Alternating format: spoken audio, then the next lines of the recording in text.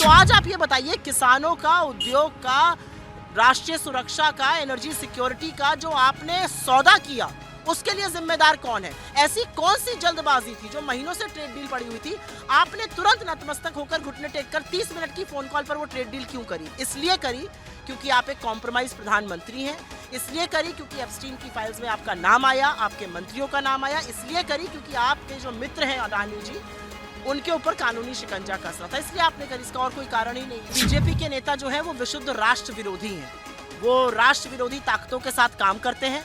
उनको कोई फर्क नहीं पड़ता कि इस ट्रेड डील से किसानों का नुकसान हो रहा है, युवाओं का भविष्य चौपट हो रहा है, देश तबाह हो रहा है, एनर्जी सिक्योरिटी जाया हो रही है, हमारा डेटा चला जा रहा है। भैया ऐसा था कि यूएस सुप्रीम कोर्ट के फैसले का इंतजार करना चाहिए था। इतनी जल्दबाजी क्यों दिखाई नरेंद्र मोदी ने? क्यों घुटने टेककर, नतमस्तक होकर, आत्मसमर्पण होकर एक ट्रेड डील कर ली? ट्रेड डील में आपके ऊपर 18% टैरिफ लगा, वो टैरिफ यूएस सुप्रीम कोर्ट ने घटाकर 10% कर दिया। लेकिन आज की तारीख में आपने अमेरिका से $500 बिलियन का सामान खरीदने का वादा कर दिया, आपने अमेरिका की चीजों पर जीरो टैरिफ लगाने का वादा कर दिया, आपने अमेरिका के सामने आत्मसमर्पण होकर ये कह दिया, वादा कर दिया कि हम रूस का तेल नहीं खरीदेंगे। आपने सारा का सारा डेटा उठा के अमेरिका को दे दिया जो हमारी आर्टिफिशियल इंटेलिजेंस पे काम आता। आपने तो देश विरोधी काम कर लिए। आपका ट्रेड सरप्लस जो था वो ट्रेड डेफिसिट बनने को खड़ा है।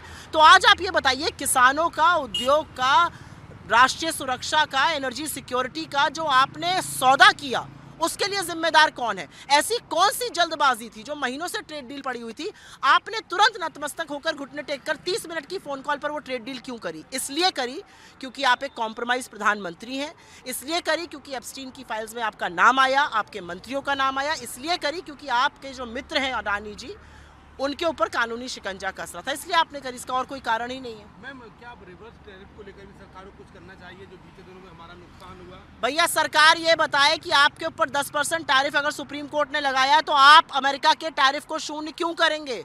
आप रूस से तेल खरीदना क्यों बंद करेंगे? आप $500 बिलियन का सामान क्यों खरीदेंगे? आप किसानों की तबाही क्यों करेंगे वहां से सामान मंगाकर? इन सब चीजों का जवाब जरूर दे सरकार। आईवाईसी ने जो एआई समिट में प्रोटेस्ट किया था, दिल्ली पुलिस और एनडीए के नेता कह रहे हैं कि नेपाल के जेएनजी से प्रेरित था, आप लोग ऐसे ही कुछ? एनडीए के नेता और बीजेपी के नेता जो है वो विशुद्ध राष्ट्र विरोधी हैं, वो राष्ट्र विरोधी ताकतों के साथ काम करते हैं। उनको कोई फर्क नहीं पड़ता कि इस ट्रेड डील से किसानों का नुकसान हो रहा है, युवाओं का भविष्य चौपट हो रहा है, देश तबाह हो रहा है, एनर्जी सिक्योरिटी जाया हो रही है, हमारा डेटा चला जा रहा है।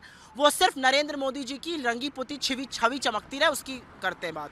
एक कॉम्प्रोमाइज प्रधानमंत्री को बेनकाब करने का काम इस देश के युवाओं ने किया है। मैं सराहना करती हूं उनके इस काम की, और मैं आशा करती हूं अब जहां जहां सरकार अगर देश विरोधी काम करेगी, ऐसे ही आपको देश का युवा विरोध करते हुए, विरोध जताते हुए नजर आएगा।